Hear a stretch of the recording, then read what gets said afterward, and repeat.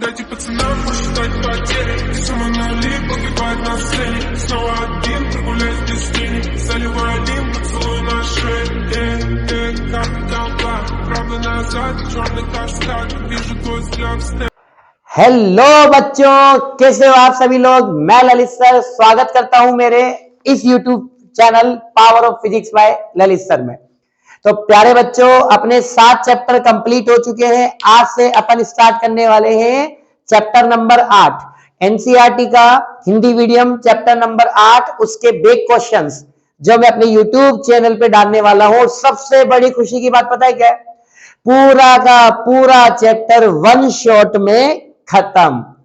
One shot में आपका पूरा चैप्टर हो जाएगा। मतलब 1 से सवा घंटे की जो वीडियो बनेगी उसमें यह होगा कि आपके सारे क्वेश्चंस एक ही वीडियो में कलेक्ट हो जाएंगे।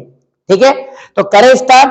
हाँ भाई, तो चैप्टर अच्छा भी है, थोड़ा कंफ्यूजिंग भी है, कॉन्सेप्ट बेस्ड भी है। तो इस चीज को अपन स्टार्ट करते हैं। तो सबसे पहले आइए मेरे साथ जुड़िए स्क्रीन पे क्वेश्चन नंबर 8.1। हाँ भैया, गणेश जी का नाम लेके चालू करते हैं। ठीक है, क्वेश्चन नंबर 8.1 पहले देखते हैं कि क्या इसमें होगा। देखो चित्र में एक, अच्छा सभी बच्चे पहले तो बुक निकाल लीजिए, अपने साथ कॉपी पेन निकाल लीजिए। देखो चित्र में एक संधारित्र दर्शाया गया है। चित्र में एक संधारित्र दर्शाया गया है जो 12 सेंटीमीटर त्रिज्या की 2 वृत्ताकार प्लेटों को 5 सेंटीमीटर की दूरी पर रख के बनाया गया। मतलब मान लो 2 वृत्ताकार प्लेटें, एक वृत्ताकार प्लेट होगी, एक वृत्ताकार प्लेट ही होगी। दोनों वृत्ताकार प्लेटों की जो अपने पास दूरी है वो 5 सेंटीमीटर है और 12 सेंटीमीटर की वो क्या है, गोल गोल वृत्ताकार प्लेटें हैं, है ना। तो सबसे पहले त्रिज्या कितनी दे रखी है, दिया गया है। बेटा कॉन्सेप्ट पे चलना है क्योंकि कॉन्सेप्ट इंपॉर्टेंट होते हैं फिजिक्स में, है ना। त्रिज्या दे रखी है आपको 12 सेंटीमीटर, मतलब 12 गुणा 10 की घात माइनस 2 मीटर। दूरी कितनी दे रखी है, दूरी दे रखी है बेटा 5 सेंटीमीटर, मतलब 5 गुणा 10 की घात माइनस 2 मीटर। ठीक है, और धारा का मान यानी कि आई का मान कितना दे रखा है, आई का मान दे रहा है 0.15 एम्पियर। कितना दे रखा है, 0.15 एम्पियर। ठीक है, ये दिया गया है। अब इसमें जो ज्ञात करना है वो काफी बड़ा है, लिखेंगे टाइम वेस्ट होगा। इससे बढ़िया है जो जो ज्ञात करना है पॉइंट टू पॉइंट में आपको क्लियर करता जाऊं। फर्स्ट क्या पूछ रहा है, धारिता एवं प्लेटों के बीच विभवांतर की परिवर्तन की दर का परिकलन। धारिता और प्लेट, तो धारिता एवं प्लेटों के बीच विभवांतर की जो अपने पास परिवर्तन होगा उसका अपन को क्या निकालना है, परिकलन निकालना है। तो भैया सबसे पहले तो धारिता निकालो। धारिता कैसे निकालेंगे, देखो अपन को निकालना है धारिता, है ना। परिकलन करना है लेकिन सबसे पहले अपन क्या निकालेंगे, धारिता। तो 2 प्लेटों के बीच में धारिता निकालने का सूत्र epsilon not a upon D. Epsilon not a की जगह पाई आर स्क्वायर अपॉन डी। तो C बराबर एप्सिलॉन नॉट का मान 8.85 गुणा 10 की घात माइनस 12। पाई का मान कितना बेटा 3.14। आर कितना है अपने पास 12 गुणा 10 की घात माइनस 2, इसका स्क्वायर कर लो। 12 का स्क्वायर 144 गुणा 10 की घात माइनस 4 बटे डी का मान अपन रखेंगे, डी कितना हो जाएगा 5 गुणा 10 की घात माइनस 2। अब जब पूरे को सोल्व करोगे तो देखो डायरेक्ट कैलकुलेशन ले लेते हैं। धारिता आपके पास कितनी आ रही है 80.03 गुणा 10 की घात माइनस 12 और धारिता की इकाई क्या होती है, फेरड, है ना। आप आंसर मैच कर सकते हो 80.03 गुणा 10 की घात माइनस 12 फेरड। ये अपने पास क्या आ रही है, धारिता आ रही है। अब देखो आगे क्वेश्चन में ना, अभी क्वेश्चन पूरा नहीं हुआ, आगे अपने पास इसी में एक वो ट्विस्ट ला रहा है और वो कह रहा है विभवांतर में परिवर्तन की दर। विभवांतर में परिवर्तन की दर मतलब आई बराबर क्या होता है, देखो चूंकि आई बराबर D Q upon D T, ठीक है, क्यू बराबर सीवी होता है, तो आई बराबर क्या हो गया डी अपॉन डी टी, इधर क्या हो गया सीवी।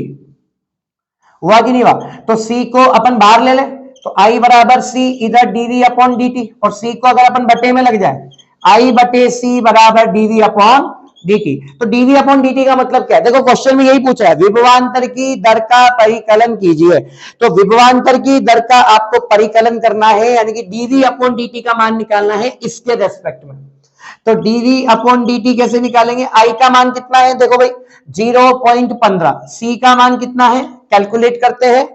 अपन ने निकाला यहाँ पे 80.03 गुणा 10 की घात माइनस 12। जब पूरे को सोल्व करोगे तो विभवांतर कितना आ जाएगा 1.87 गुणा 10⁻9 है ना। अब विभवांतर निकाल रहे हैं, विभवांतर में परिवर्तन की दर निकाल रहे हैं, तो वोल्ट प्रति मीटर तो आएगा ही आएगा। ठीक है, चलो अपने पास आ गया ये, है ना। अब बी वाला पॉइंट निकालते हैं। तो ये अपने पास ए वाला पॉइंट कंप्लीट, बी वाला पॉइंट कैसे निकलेगा, सभी बच्चे थोड़ा ध्यान दें। प्लेटों के बीच विस्थापन धारा ज्ञात कीजिए। तो अरे तो टेंशन लेने की जरूरत नहीं है, आपको पता है इस कंडीशन में विस्थापन धारा किसके बराबर होती है, चालन धारा के बराबर। तो सभी बच्चे ध्यान दें, चालन धारा कितनी है क्वेश्चन में 0.15। तो विस्थापन धारा यानी कि आईडी डिस्प्लेसमेंट करंट भी 0.15 एम्पियर अपने पास होगी। ठीक है, अच्छा तीसरा क्या पूछ रहा है, क्या किरचॉफ का नियम, प्रथम नियम कौन सा, प्रथम नियम संधि वाला, सेकंड नियम लूप वाला। तो किरचॉफ का प्रथम नियम संधारित्र की प्रत्येक प्लेट पर लागू होता है, बिल्कुल लागू होता है। क्यों लागू होता है, उसका रीजन है, संधारित्र की प्रत्येक प्लेट पर, हमेशा ध्यान रखना, संधारित्र की प्रत्येक प्लेट पर जो धारा छोड़कर जाएगी, मैं यहां पे लिखता हूं, जो धारा छोड़कर जाएगी, है ना, जो धारा छोड़कर जाएगी मतलब जो विस्थापित होगी वही किसके बराबर हो जाएगी, चालन धारा के बराबर हो जाएगी। मतलब छोड़कर जाने वाली धारा इज इक्वल टू आने वाली धारा। तो जो धारा अपने पास छोड़कर जाएगी और वही अपने पास किसके इक्वल हो जाएगी, चालन धारा के इक्वल हो जाएगी। किसके इक्वल हो जाएगी, चालन धारा के इक्वल हो जाएगी। तो जो धारा अपने पास एग्जिट कर रही है, तो आई एग्जिट जो कर रही है वो आई एंटर के इक्वल होगी। संधि का नियम यही तो कहता है, प्रवेश करने वाली धारा इज इक्वल टू निर्गत, निवेशी धारा इज इक्वल टू निर्गत धारा। तो अपने पास क्या होगा बेटा, प्रत्येक प्लेट पर संधारित्र यानी कि किरचॉफ का नियम काम करेगा। अब किरचॉफ का नियम अगर काम करेगा तो इसका मतलब क्वेश्चन अपना कंप्लीट हुआ कि हुआ। तो सभी बच्चे क्वेश्चन नंबर 8.1 जो एनसीईआरटी का है उसका एग्जाम्पल अपना जो क्वेश्चन है कंप्लीट हो चुका है। प्यारे बच्चों स्क्रीनशॉट ले लो फटाफट, उसके बाद स्टार्ट करेंगे अपन क्वेश्चन नंबर 8.2।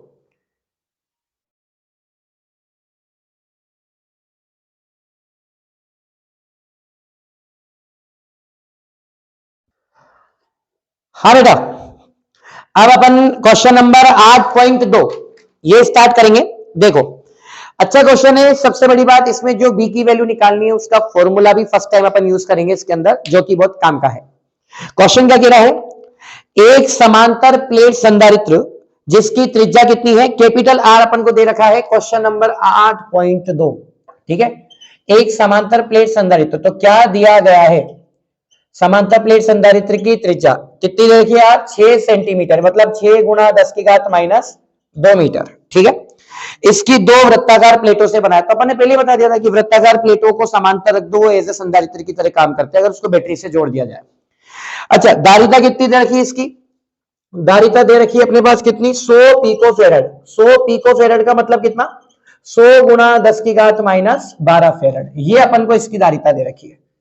ठीक है, और फिर वो क्या पूछ रहा है, संधारित्र को 230 वोल्ट से जोड़ दिया, तो वी आर एम एस आपको कितना दे रखा है 230 वोल्ट दे रखा है, और ओमेगा अपन को कितना दे रखा है 300 रेडियन, कोणीय आवृत्ति 300 रेडियन प्रति सेकंड, ये अपन को दे रखी है। क्या ज्ञात करना है, वही पॉइंट टू पॉइंट अपन इसको कैलकुलेट करेंगे क्योंकि दोनों क्वेश्चंस बने हैं। फर्स्ट वाला क्या पूछ रहा है, चालन धारा आई आर एम एस का मान क्या है, और आपको शायद सबको पता है अपन को निकालनी है चालन धारा आई बराबर वी अपॉन आर। तो V R M S upon R की जगह एक्स सी काम करेगा, क्योंकि एक्स सी बराबर होता है 1 अपॉन ओमेगा सी, रख दे यहाँ पे वैल्यू। तो आई आर एम एस बराबर क्या हो जाएगा V R M S into omega C, सारी वैल्यू रख दे। तो आई आर एम एस बराबर देखो वी आर एम एस का मान कितना है बेटा 230 वोल्ट, ओमेगा का मान कितना है 300, और धारिता का मान कितना है अपने पास 100 गुणा 10⁻12। आई आर एम एस की वैल्यू अपन निकालेंगे, तो देखो इन सबको जब अपन मल्टीप्लाई करेंगे, है ना, ये 230 है, इन सबको जब अपन मल्टीप्लाई करके पूरे को सोल्व करेंगे तो अपने पास आएगा 6.9 माइक्रो एम्पियर। कितना आएगा 6.9 माइक्रो एम्पियर, ये धारा आई आर एम एस का मान है। ठीक है, चलो अब उसके बाद सेकंड क्वेश्चन वही बहुत सिंपल है, क्या चालन धारा विस्थापन धारा के बराबर है? बिल्कुल वही वाला है, दो वृत्ताकार प्लेट है तो इसमें भी वही होगा, चालन धारा यानी कि जो आईसी करंट है किसके बराबर होगी? विस्थापन धारा के बराबर होगी। विस्थापन धारा अपने पास क्या हो जाएगी? आईडी। तो आईसी और आईडी दोनों अपने पास क्या होगी? बराबर होगी। ठीक है, अब उसके बाद हाँ भाई अगला पॉइंट देखो, सी वाला, प्लेटों के मध्य अपन को निकालना है चुंबकीय क्षेत्र। अब सुनो, अक्ष से, लेकिन लॉजिक क्या दे दिया? लॉजिक दे दिया अक्ष से 3 सेंटीमीटर स्मॉल आर का मान, अक्ष से 3 सेंटीमीटर, 3 सेंटीमीटर का मतलब 3 गुणा 10 की घात माइनस 2 मीटर की दूरी पर स्थित बिंदु पर बी का आयाम ज्ञात करो। वेरी वेरी इंपॉर्टेंट, बी का आयाम अपन को निकालना है और बी का आयाम निकालने के लिए यहां पर अपन बी का फॉर्मूला लगाने वाले हैं। तो एक चीज सभी बच्चे देखें, प्लेटों की अक्ष के 3 सेंटीमीटर, जैसे मान लो प्लेट के है, प्लेट है तो प्लेट की जो अक्ष है उसके 3 सेंटीमीटर, जैसे मान लो प्लेट है इसकी अक्ष है, इससे 3 सेंटीमीटर की दूरी पर अपन कैलकुलेट कर रहे हैं। तो कैलकुलेट कर रहे हैं तो इसके लिए एक फॉर्मूला होता है, सभी बच्चों को थोड़ा सा ध्यान देना है। फॉर्मूला क्या होता है? Mu not I R upon 2a, ये फॉर्मूला होता है बेटा, है ना। आई को आई नॉट भी मान सकते हैं अपन, चालन द्वारा सिंपल। तो b is equal to mu naught R upon 2, a की जगह क्षेत्रफल pi R square into I naught. I naught कैसे निकालोगे? आई आर एम एस बराबर होता है आई नॉट बटे अंडर रूट 2। तो आई नॉट क्या हो जाएगा? Mu naught R upon 2 pi R square into I naught की वैल्यू कैसे निकालेंगे? Under root 2 into I R M S. ठीक है बेटा, बहुत अच्छा क्वेश्चन बन रहा है। तो b बराबर म्यू नॉट की वैल्यू कितनी होती है? 4 पाई गुणा 10 की घात माइनस 7। ठीक है, r की वैल्यू, स्मॉल r की वैल्यू कितनी है? देखो 3 सेंटीमीटर यानी कि 3 गुणा 10 की घात माइनस 2 अपॉन 2 पाई की वैल्यू यानी कि 2 गुणा 3.14। ठीक है, चाहो तो 2 पाई से 4 पाई 2 बार भी काट सकते हो, है ना। आर स्क्वायर, कैपिटल आर देखो अपन यहां पे ही देख लिया था, कैपिटल आर है इसका स्क्वायर, तो 6 गुणा 10 की घात माइनस 2 का स्क्वायर करोगे 6 का 36, तो 36 गुणा 10 की घात माइनस 4। अंडर रूट 2 की जगह अंडर रूट 2 लगा दो। ठीक है बेटा, है ना। और इधर है अपने पास I R M S, I R M S अपन पहले निकाल चुके हैं, कितना? 6.9 गुणा 10 की घात माइनस 6। इन पूरी वैल्यूज को जब अपन सोल्व करेंगे तो चुंबकीय क्षेत्र का जो आयाम निकल कर आएगा वो आएगा 1.63 गुणा 10 की घात माइनस 11, और इकाई क्या होती है? टेस्ला।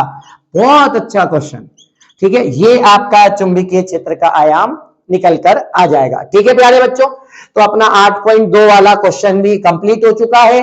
फटाफट से इसका स्क्रीनशॉट लो, फिर आगे के क्वेश्चन करते हैं।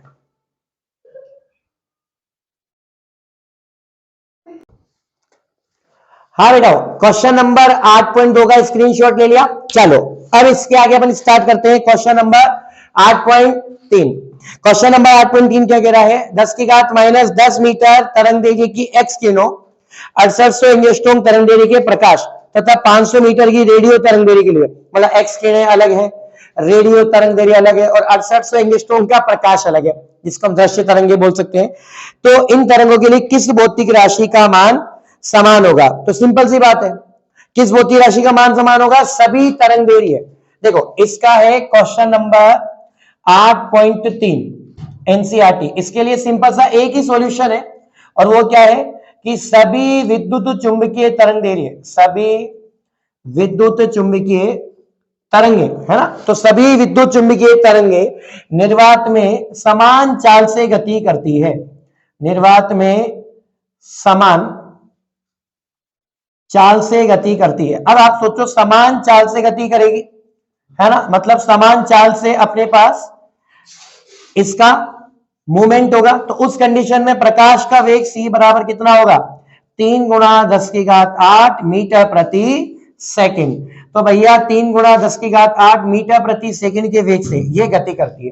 ठीक है, तो इस भौतिक राशि का मान समान होगा, मतलब इनकी जो चाल है ना, इनका जो वेग है उस भौतिक राशि का मान समान होगा इनके लिए। ठीक है, तो ये क्वेश्चन भी कंप्लीट। अब इसी के बाद अपन कंटिन्यू आगे ले लेते हैं क्वेश्चन नंबर 8.4। ये भी एनसीईआरटी का है, सिंपल क्वेश्चन है ना, अच्छे क्वेश्चन सारे। देखो, एक समतल वैद्युत चुंबकीय तरंग निर्वात में जेड अक्ष के अनुदिश चल रही है। अब देखो वैद्युत चुंबकीय तरंग क्या चल रही है, जेड अक्ष के अनुदिश। वैद्युत चुंबकीय तरंग क्या होती है, जिसमें विद्युत क्षेत्र और चुंबकीय क्षेत्र परस्पर लंबवत होते हैं, इनके तल लंबवत होने चाहिए। अब आप कुछ सोचो, जेड अक्ष में अगर इसकी दिशा है तो इनके लंबवत तल क्या होंगे, एक्स और वाई। भाई एक तल तो क्या होगा, एक्स वाला, एक क्या होगा इसके लंबवत, वाई वाला, दो तल होंगे। ठीक है, तो इसका आंसर भी देखना यही आएगा। इसके विद्युत तथा चुंबकीय क्षेत्रों की सदिश की दिशा के बारे में आप क्या कहेंगे, तो हम क्या कहेंगे, हम बोलेंगे कि विद्युत क्षेत्र एवं चुंबकीय क्षेत्र एक्स वाई तल के लंबवत होंगे। कैसे होंगे बेटा, एक्स वाई तल के लंबवत होंगे। तो एक का सॉल्यूशन तो ये रहा, है ना, थ्योरेटिकल क्वेश्चन है। उसके बाद यदि तरंग की आवृत्ति 30 मेगाहर्ट्ज हो तो उसकी तरंग देरी कितनी होगी। हाँ बेटा, तरंग देरी कैसे निकालते हैं, लैम्डा बराबर सी अपॉन वी, है ना भाई, न्यू बराबर सी अपॉन लैम्डा होता है, सी अपॉन न्यू आवृत्ति आपने पढ़ा है ना, न्यू बराबर क्या होता है, सी अपॉन लैम्डा। तो प्रकाश का वेग कितना है, 3 गुणा 10 की घात 8। ठीक है, अब न्यू निकालेंगे तो न्यू आवृत्ति कितनी दे रखी है, 30 मेगाहर्ट्ज, यानी कि 30 गुणा 10 की घात 6 दे रखा है कि नहीं दे रखा है ना। अब अपने पास ये तो कट गया 10 बार, 10 की घात 7, 10 की घात 7 से एक घात, भाई 10 की घात 7 कट गई तो एक घात बची, यानी कि इसका आंसर आ रहा है 10 मीटर। कितना आ रहा है बेटा लैम्डा का आंसर, देखो चेक करो, 10 मीटर आ रहा है, बिल्कुल राइट आंसर है। तो ये भी अपना क्वेश्चन नंबर 8.4 कंप्लीट। अब इसके बाद आ जाओ और भी easy question, question number 8.5 NCERT का। अब देखो बेटा एनसीईआरटी का 8.5 वाला क्वेश्चन इस बारे में क्या कहता है, वो कह रहा है एक रेडियो है ना 7.5 मेगाहर्ट्ज से 12 मेगाहर्ट्ज बैंड के किसी स्टेशन से समस्वरित हो सकता है। 7.5 मेगाहर्ट्ज यानी कि एक आवृत्ति कितनी दे रखी है, 7.5 मेगाहर्ट्ज का मतलब 7.5 मेगाहर्ट्ज का मतलब बोलो 10 की घात 6 हर्ट्ज। बेटा माइक्रो 10 की घात -6 होता है, मेगा 10 की घात +6 होता है। दूसरा क्या कह रहा है, दूसरी आवृत्ति दे रखी है F2 कितना 12 मेगाहर्ट्ज यानी कि 12 गुणा 10 की घात 6 हर्ट्ज, ये दो आवृत्ति दे रखी है। अब दोनों के लिए प्रकाश का वेग c भी सेम होगा, मतलब ये भी एक तरीके से अपन को दिया गया है। निकालना क्या है, दोनों के लिए अपन को क्या ज्ञात करना है, जो ज्ञात करना है वो इधर लिख देता हूं, λ1 निकालना है और λ2 निकालना है। चलो लैम्डा बराबर सी अपॉन न्यू, न्यू बोल दो चाहे एफ बोल दो, क्योंकि है ना न्यू भी आवृत्ति होती है ना, पढ़ा है ना प्लांक का नियतांक, आपने पढ़ा होगा प्लांक ऊर्जा समीकरण E बराबर h न्यू।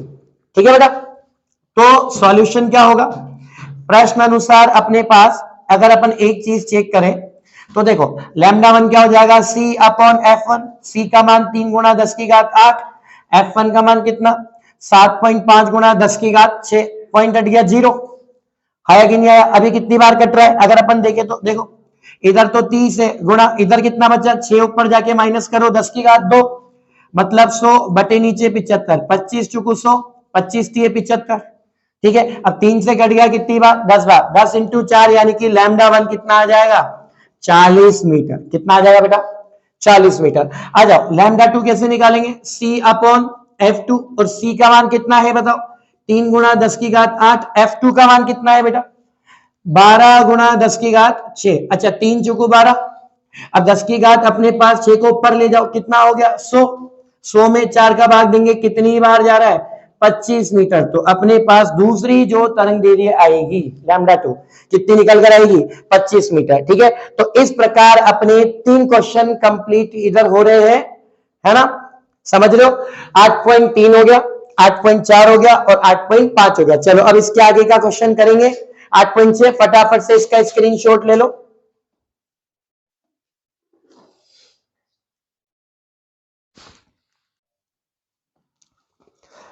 हाँ बेटा ले लिया स्क्रीनशॉट। चलो क्वेश्चन नंबर 8.3, 8.4, 8.5 कंप्लीट। अब अपन नेक्स्ट क्वेश्चन करते हैं क्वेश्चन नंबर 8.6, क्वेश्चन नंबर 8.6। ठीक है, एनसीईआरटी का थ्योरेटिकल क्वेश्चन है और इजी क्वेश्चन है, इसलिए ज्यादा सोचने की जरूरत नहीं है।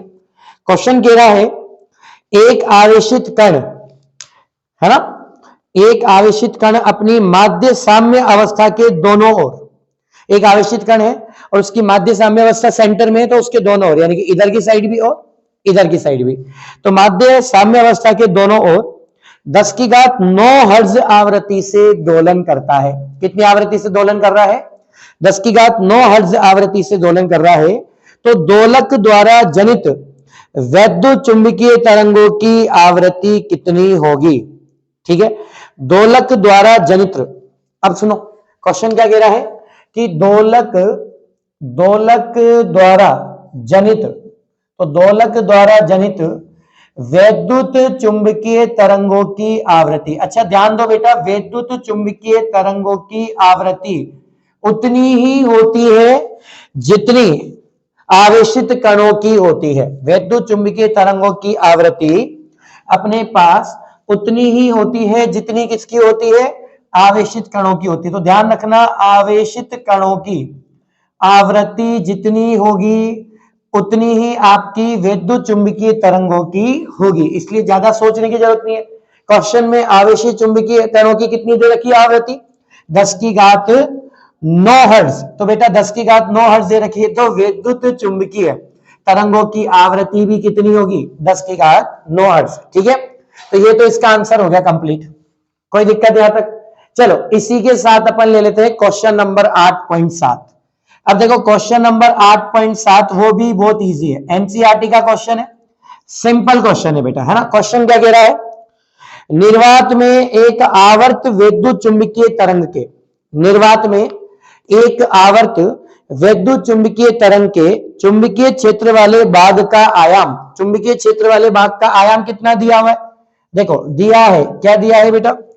अपने पास बी नोट का मान दिया हुआ है, आयाम कितना? 510 नैनो टेस्ला। नैनो टेस्ला का मतलब क्या? 10 की घात माइनस 9 टेस्ला। ठीक है, तो अपने पास चुंबकीय क्षेत्र का आयाम दिया हुआ है, तो तरंग के विद्युत भाग वाला आयाम कौन सा है? तो ई अपन से पूछा है, तो विद्युत वाला आयाम पूछ लिया, यानी किसको ज्ञात करना है, और ये दिया है। तो वही सिंपल सी बात, प्रश्न अनुसार बताओ। चूंकि हम जानते हैं कि, क्या जानते हो बेटा? हाँ भाई, चूंकि हम जानते हैं कि, अब आपने सबने पढ़ा हुआ है। देखो क्वेश्चन में वैद्युत क्षेत्र वाला आयाम पूछ रहा है, तो बी अपन को दिया हुआ है, तो फॉर्मूला क्या होता है? बी नॉट बराबर ई बटे सी, होता है कि नहीं होता? तो अपन को अगर ई निकालना है तो वज्र गुणा करना पड़ेगा ना। तो ई निकालेंगे तो कैसा हो जाएगा? ई बराबर बी नॉट इंटू सी। तो ई बराबर बी नॉट का मान कितना? 510 गुणा 10 की घात माइनस 9, 510 ठीक है गुणा 10 की घात माइनस 9, और सी का मान कितना है? 3 गुणा 10 की घात 8। तो देखो 510 को 3 से मल्टीप्लाई कर दो, तो ये तो हो गया 5 3 15, 1530। तो 1530 गुणा 10 की घात माइनस 1, तो 153 के आसपास आ जाएगा ये, क्योंकि बट्टे में जीरो ले जाओगे तो कट जाएगा। तो 153, और विद्युत क्षेत्र की इकाई होती है न्यूटन प्रति कूलाम। कितनी होती है बेटा? तो 1530 गुणा 10 की घात माइनस 1 लिख दो, या फिर इसको अपन क्या लिख सकते हैं? 153 भी लिख सकते हैं। ठीक है, क्योंकि 10 की घात माइनस 1 से जीरो कैंसिल हो जाएगी। तो ये अपने दो क्वेश्चन हो गए, 8.6 भी हो गया और 8.7 भी हो गया। फटाफट से इसका स्क्रीनशॉट ले लो बेटा। हाँ बेटा, ले लिए दोनों क्वेश्चन के स्क्रीनशॉट। चलो अब आ जाओ क्वेश्चन नंबर 8.8 पे। अच्छा, बहुत अच्छा क्वेश्चन है, क्वेश्चन नंबर 8.8 एनसीईआरटी का। वास्तव में बोर्ड एग्जाम में आने लायक क्वेश्चन है भाई, इंपॉर्टेंट लगा लेना। ठीक है, छपने वाला क्वेश्चन। वो बोल रहा है, कल्पना कीजिए कि एक वैद्युत चुंबकीय तरंग का विद्युत क्षेत्र। तो सबसे पहले अपन को इसमें 4 चीजें निकालनी है, और 4 चीजें निकालने के लिए पहले अपन को कैलकुलेट करना पड़ेगा कि क्या दिया गया है। तो सबसे पहले क्या दिया है वो अपन देख लेते हैं। हाँ भाई, वैद्युत चुंबकीय तरंग का विद्युत क्षेत्र, विद्युत क्षेत्र अपने पास ई नोट कितना दिया हुआ है? 120 न्यूटन प्रति कूलम, और इसकी आवृत्ति एफ कितना दे रखा है बेटा? 50 मेगाहर्ट्ज। 50 मेगाहर्ट्ज का मतलब 50 गुणा 10 की घात 6 हर्ट्ज, ये अपन को दिया हुआ है। अब ज्ञात क्या करना है वो सारी चीजें देखो। सबसे पहले ज्ञात करना है ए वाला पॉइंट। अब सुनो, सारे पॉइंट लिखेंगे तो पूरा बोर्ड भर जाएगा, इससे बेटर है कि जो जो चीज ज्ञात करनी है उसको मैं साथ के साथ सोल्व भी करता जा रहा हूं। ठीक है, सबसे पहले ज्ञात करना है बी नॉट। तो बेटा बी नॉट कैसे निकालेंगे? बी नॉट निकालने का फॉर्मूला अभी अभी बताया मैंने, क्या बोलो भाई? बी नॉट निकालने का फॉर्मूला ई नॉट अपॉन सी। तो हाँ बेटा, ई नॉट का मान कितना? 120। सी का मान कितना? 3 गुणा 10 की घात 8। यही होता है कि नहीं होता? 3 गुणा 10 की घात 8 होता है ना। हाँ 3 से कट गया 120, 40 बार, और 10 की घात 8 ऊपर जाएगा तो 10 की घात -8। ठीक है, और ये आ गया अपने पास टेस्ला। तो चुंबकीय क्षेत्र कितना आ गया 40 गुणा 10 की घात -8 टेस्ला। एक बार आंसर देख लेते हैं इसका, बिल्कुल सही है। अगला निकालना है ओमेगा। तो ओमेगा इज इक्वल टू क्या होता है भैया 2 पाई एफ। तो omega is equal to 2 into pi का मान 3.14, एफ का मान कितना 50 मेगा हर्ट्ज होता है कि नहीं होता। तो अपने पास कितना हो जाएगा 50 मेगा हर्ट्ज यानी कि 10 की घात 6। तो इधर देखो ये हो जाएगा 3.14 को जब तुम 2 से मल्टीप्लाई करोगे तो 6.28 गुणा 50 गुणा 10 की घात 6। 6.28 को 50 से गुणा करोगे तो आपके पास आएगा 31.40। कितना आएगा बेटा 31.40 गुणा 10 की घात 6। इकाई क्या आएगी भाई रेडियन प्रति सेकंड। क्या आएगी बेटा रेडियन प्रति सेकंड। तो देखो ओमेगा निकल गया, बी निकल गया। अब सी वाला जो पॉइंट है वो क्या पूछ रहा है अपने पास, हाँ संचरण नियतांक के अपन को ज्ञात करना है। अच्छा मुझे बताओ के बराबर क्या होता है संचरण नियतांक, ध्यान रखो भूलना नहीं है, ओमेगा अपॉन सी। क्या होता है संचरण नियतांक ओमेगा अपॉन सी। ठीक है, अब देखो इधर अपने पास के बराबर ओमेगा की वैल्यू कितनी है 31.40 गुणा 10 की घात 6। सी का मान कितना है बेटा बोलो भाई, सी का मान कितना है अपने पास 3 गुणा 10 की घात 8। जब पूरे को सॉल्व करोगे तो ये अपने पास 1.046 जाएगा। ठीक है, इसको अपन लगभग क्या लिख सकते हैं 1.05 है ना। तो ये अपने पास संचरण नियतांक हो गया क्या 1.05। देखो आ रही है क्या वैल्यू, बिल्कुल सही है। इकाई क्या हो जाएगी रेडियन प्रति सेकंड। देखो इकाई कैसे निकालेंगे, इसकी होती है रेडियन प्रति सेकंड, इसकी होती है हाँ भाई मीटर प्रति सेकंड। तो मीटर प्रति सेकंड, सेकंड से सेकंड कट गया, रेडियन प्रति मीटर। तो रेडियन प्रति मीटर इसकी इकाई निकलकर अपने पास बेटाओ आ जाएगी। ठीक है, तो सी वाला भी हो गया। इधर से देखो भाई डी वाला। अब डी वाला कॉन्सेप्ट क्या कह रहा है, अरे भाई तरंग दैर्घ्य भी याद करनी है। तरंग दैर्घ्य क्या निकालते हैं, कैसे निकालते हैं आपको पता है, आवृत्ति बराबर क्या होता है, हाँ भाई सी अपॉन लेमडा। लेमडा निकालना है, एफ को इधर ले जाओ, तो लेमडा बराबर सी बटे एफ। सी का मतलब 3 गुणा 10 की घात 8। और बेटा अपने पास आवृत्ति कितनी दे रखी है क्वेश्चन में 50 मेगा हर्ट्ज। तो 50 मेगा हर्ट्ज का मतलब कितना 10 की घात 6। अब बस इसमें जब उसका भाग देके सॉल्व करेंगे अपने पास तो डायरेक्ट अपन लिख देते हैं, सिंपल सी बात है भाई, डायरेक्ट लिखना है तो लिख दो, नहीं तो इसको ऐसे भी तो कर सकते हैं। देखो इसको ऐसे भी कर सकते हैं, 30 गुणा 10 की घात 7 लिख सकता हूं ना मैं भाई, एक घात यहां से तोड़ लो है ना। और इधर अपन क्या लिख सकते हैं बताओ 5 गुणा 10 की घात 7, बोलो लिख सकते कि नहीं लिख सकते। इसका 0 इसमें जोड़ दो, 10 की घात 7 से 10 की घात 7 कट गया, 5 छिक्का 30। तो ये आ गया अपने पास 6 मीटर। ये भी क्या निकल गया आपका लैम्डा। लेकिन क्वेश्चन अभी यहां खत्म नहीं होता है। क्वेश्चन क्या पूछ रहा है कि भैया चारों चीज निकालने के बाद एक सेकंड पॉइंट दे रखा है ई तथा बी के लिए व्यंजक प्राप्त कीजिए। हाँ भाई सबसे पहले ई के लिए व्यंजक, ई के लिए अपन को क्या प्राप्त करना है व्यंजक। लेकिन क्वेश्चन में एक चीज समझनी पड़ेगी, जो अपने पास है ना विद्युत क्षेत्र और चुंबकीय क्षेत्र है वो मतलब वाई दिशा और जेड दिशा यानी कि जे केप और के केप मतलब एक्स के लंबवत जो दो दिशाएं हैं उनके रेस्पेक्ट में है। ठीक है, तो ई के लिए व्यंजक कैसे निकालेंगे, पढ़ा है क्या आपने ई के लिए व्यंजक। देखो अपन क्या करते हैं ई के लिए व्यंजक कैलकुलेट करते हैं। तो व्यंजक फॉर्मूला क्या है अपने पास, ई बराबर ई नॉट साइन, पढ़ा कि नहीं पढ़ा, ई बराबर ई नॉट साइन के एक्स माइनस ओमेगा टी होता है। क्या होता है के एक्स माइनस ओमेगा टी, और इधर से जे केप। चलो ई बराबर ई नोट का मान कितना है जरा चेक करो 120, तो वैल्यू रख दो। हाँ भाई साइन की जगह साइन रख दो, के का मान कितना आ रहा है, के का मान 1.05, एक्स की जगह एक्स रख दो, माइनस ओमेगा का मान कितना आ रहा है लिख दो 31.40 गुणा 10 की घात 6, टी की जगह टी रख दो और इधर जे केप रख दो। तो ये तो ई का व्यंजक निकल गया बेटा अपने पास। एक सेकंड वाला किसका निकालना है व्यंजक, बी के लिए व्यंजक निकालना है यानी कि चुंबकीय क्षेत्र के लिए। तो बी के लिए भी अपन क्या निकालेंगे व्यंजक। तो बी के लिए व्यंजक कैसे निकालेंगे बेटा, बी बराबर क्या होगा बी नॉट साइन के एक्स माइनस ओमेगा टी और इधर के केप, क्योंकि मैंने बोला था ना एक्स के लंबवत, एक तो जे वाली तो वो हो गई और जेड अक्ष के वाली हो गई।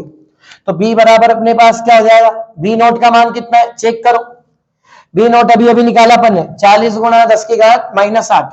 तो 40 गुणा 10 की घात -8, साइन की जगह साइन लिख दो, संचरण नियतांक k का मान कितना 1.05, x की जगह x लिख दो, ओमेगा का मान कितना 31 पॉइंट, यहां पे लिख देता हूं साइड में, है ना, 31.40 गुणा 10 की घात 6, है ना, माइनस ये लगी रहा है, अभी ब्रैकेट बंद नहीं हुआ है, 31.40 गुणा 10 की घात 6 और स्मॉल टी की जगह स्मॉल टी लिख दो और इधर आ जाएगा के केप। ये अपने पास बी का व्यंजक हो गया। तो भैया दोनों व्यंजक आपको इस प्रकार से लिखने हैं। बहुत अच्छा क्वेश्चन, ठीक है। अच्छा, इसमें इकाई भी लगानी है भाई, न्यूटन प्रति कूलम, और इसमें लगा देना क्या, टेस्ला। कहानी समझ आ रही है? तो अपने पास ये बहुत अच्छा क्वेश्चन था कि एक तो चारों चीज निकाल लिया अपन ने, है ना, उसके अलावा दो व्यंजक ये पूछ लिए इसने।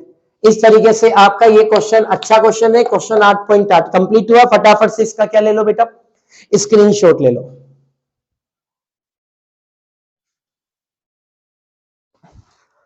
हाँ बेटा, क्वेश्चन नंबर 8.8 का स्क्रीनशॉट ले लिया। चलो अब इसके आगे का क्वेश्चन करते हैं, क्वेश्चन नंबर 8.9।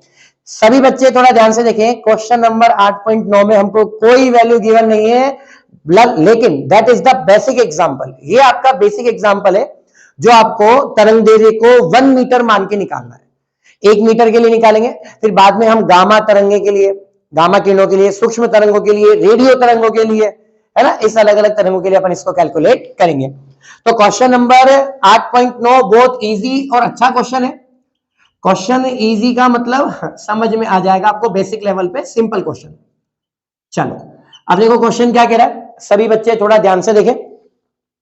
E बराबर एच न्यू का उपयोग कीजिए तथा अपने पास, है ना, जो भी इलेक्ट्रॉन वर्णक्रम के विभिन्न भागों के लिए इलेक्ट्रॉन वोल्ट मात्रक में फोटोन की ऊर्जा निकालिए। तो सबसे पहले तो अपन को क्या करना है, देखो इसका सॉल्यूशन प्रश्न अनुसार दिया गया है, ज्ञात करना है। तो ज्ञात तो जो करना है वो तो ये है कि फोटोन की ऊर्जा निकालनी है, लेकिन इलेक्ट्रॉन वोल्ट के रूप में निकालनी है, यानी कि एक बेसिक फॉर्मूला आएगा इलेक्ट्रॉन वोल्ट के रूप में, वो अपन को कैलकुलेट करना है। तो देखो बेटा, सबसे पहले प्रश्न अनुसार अपने पास क्या बोल रहा है, प्रश्न अनुसार अपने पास बोल रहा है E बराबर एच न्यू। तो E बराबर एच न्यू होता है, ठीक है। न्यू बराबर क्या होता है, C अपॉन लैम्डा। ये वैल्यू यहां पे पुट कर दे, इसलिए अपने पास E बराबर क्या हो जाएगा, एच सी अपॉन लैम्डा। होगा कि नहीं होगा, होगा ना, ठीक है। तो E बराबर अपने पास एच सी अपॉन लैम्डा हो जाएगा। अब देखो वैल्यू पुट करते हैं, तो E बराबर H का मान कितना 6.63 गुणा 10 की घात माइनस 34, ठीक है। C का मान कितना, प्रकाश का वेग 3 गुणा 10 की घात 8, और लैम्डा अपन ने कितना मान लिया 1 मीटर। तो बेटा ये जो आंसर आएगा ये ऊर्जा तो जूल में आएगी, लेकिन अपन को बदलना किसमें, इलेक्ट्रॉन वोल्ट में। तो इलेक्ट्रॉन वोल्ट में बदलने के लिए अपन क्या करेंगे, 1.6 गुणा 10 की घात माइनस 19 का भाग दे देंगे। जैसे ही अपन भाग देंगे तो अपने पास जो आंसर आएगा वो इलेक्ट्रॉन वोल्ट में आ जाएगा। और देखो इसकी कैलकुलेशन जो बेसिक आंसर आ रहा है वो कितना आ रहा है, 1.243 गुणा 10 की घात माइनस 6, है ना, ये आपका इलेक्ट्रॉन वोल्ट में आ रहा है। क्लियर? अब यहां पे तुम चाहो तो लैम्डा भी रख सकते हो, मान लो एक नहीं रखना, लैम्डा के लिए निकाल रहे हो, तो ये लो, ये अपन ने लैम्डा रख दिया, तो अपॉन में क्या आ जाएगा, लैम्डा आ जाएगा। तो 1.243, है ना, यानी कि 1.243 गुणा 10 की घात minus 6 electron volt, that is the basic formula. ये अपना बेसिक फॉर्मूला आ गया। अब इसके बाद अपने पास क्या बोल रहा है, देखो फोटोन ऊर्जा के जो विभिन्न परिणाम आप पाते हैं, है ना, वे वैद्युत चुंबकीय विकिरणों के स्रोतों से किस प्रकार संबंधित है। तो सबसे पहले एक एक परिणाम की बात करता हूं। पहले अपन बात करेंगे गामा किरणों के लिए, किसके लिए, गामा किरणों के लिए अपन बात करेंगे। फिर अपन इसमें एक और ले लेते हैं। देखो गामा किरणों के लिए लैम्डा कितना होता है ये आपके माइंड में रहना जरूरी है, 10 की घात माइनस 12 मीटर। तो इसमें डायरेक्ट रख के निकाल लो वैल्यू, निकाल सकते हैं कि इसकी ऊर्जा नहीं निकाल सकते। तो पहले गामा के लिए ले लो, फिर सूक्ष्म तरंगों, रेडियो तरंगों, किसी के लिए भी निकाल सकते हैं। तो देखो अपन गामा किरणों के लिए निकालेंगे तो ये वाला फॉर्मूला बेसिक अपन यहाँ पे यूज करते हैं। तो यहाँ पे अपने पास क्या हो जाएगा, E बराबर 1.243 गुणा 10 की घात माइनस 6 अपॉन लैम्डा का मान 10 की घात माइनस 12। अच्छा ये ऊपर जाएगा तो 6 घात कट जाएगी, लेकिन प्लस का 6 बचेगा। तो अपने पास क्या आ जाएगा, 1.243 गुणा 10 की घात 6 इलेक्ट्रॉन वोल्ट, और 10 की घात 6 इलेक्ट्रॉन वोल्ट को मैं मेगा इलेक्ट्रॉन वोल्ट भी लिख सकता हूं। जैसे गामा के लिए निकाला, ऐसे अपन रेडियो तरंगों के लिए भी निकाल सकते हैं। किसके लिए निकाल सकते हैं, रेडियो तरंगों के लिए। अच्छा रेडियो तरंगों के लिए लैम्डा बराबर कितना होता है, 10 की घात माइनस 9 मीटर होता है कि नहीं होता।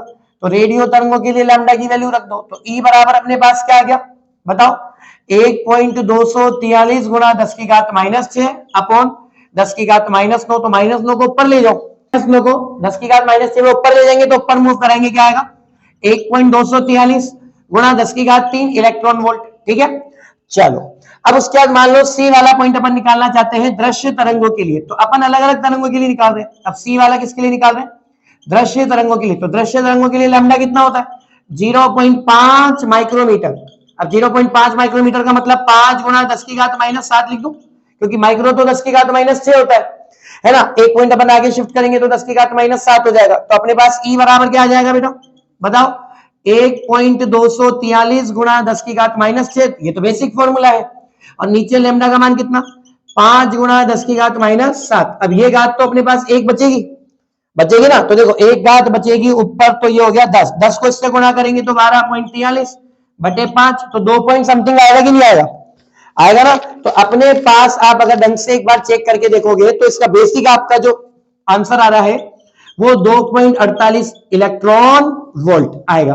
ठीक है, इसका आंसर भी ऐसे अपन ने निकाल लिया, इसका आंसर भी ऐसे अपन ने निकाल लिया, है ना। चाहे तो अपन इसको आगे भी और कर सकते हैं। मान लो लास्ट वाला अगर तुम्हें करना है तो एक तरंग अगर मैं चाहूं तो और ले सकता हूं सूक्ष्म तरंगों के लिए जो 1 सेंटीमीटर की होती है। ठीक है, तो अपन यहां पे निकाल लेते हैं सूक्ष्म तरंग के लिए। तो सूक्ष्म तरंग के लिए लैम्डा कितना होता है बेटा अपने पास, सूक्ष्म तरंग के लिए लैम्डा होता है अपने पास 1 सेंटीमीटर। 1 सेंटीमीटर का मतलब 10 की घात -2 मीटर होता है कि नहीं होता।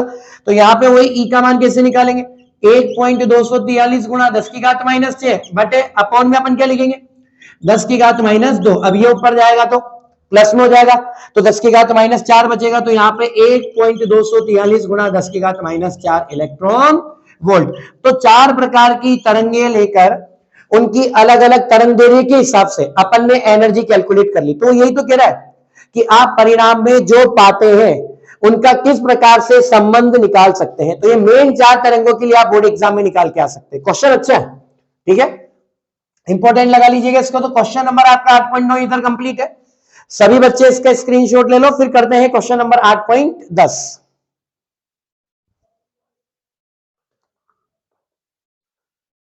और बहुत है और फिर हाँ बेटा, अब इस चैप्टर का लास्ट क्वेश्चन जो अपन देखने वाले हैं क्वेश्चन नंबर 8.10।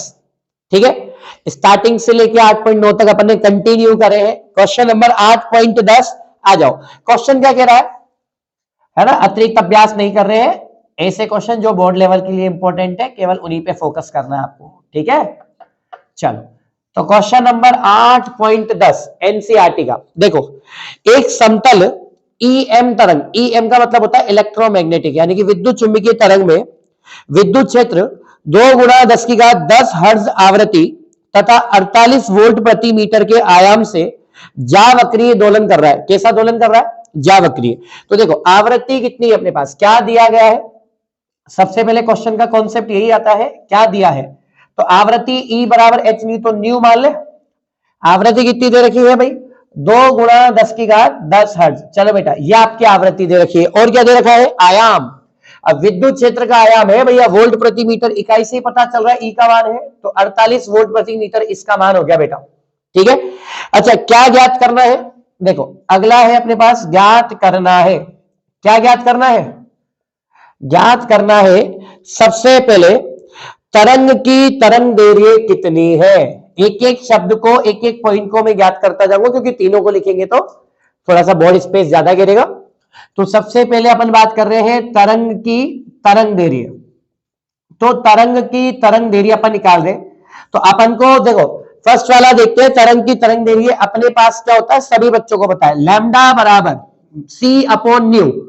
भाई न्यू बराबर सी अपॉन लैम्डा, तो लैम्डा बराबर सी अपॉन न्यू होगा कि नहीं होगा। लैम्डा बराबर सी का मान 3 गुणा 10 की घात 8, न्यू का मान कितना है 2 गुणा 10 की घात 10। अच्छा 3 से 2 कट गया 1.5 बार, और ये घात ऊपर जाएगी तो 1.5 गुणा 10 की घात -2 मीटर। तो एक बार चेक कर लेते हैं लैम्डा यही आ रहा है क्या, बिल्कुल सही आ रहा है बेटा।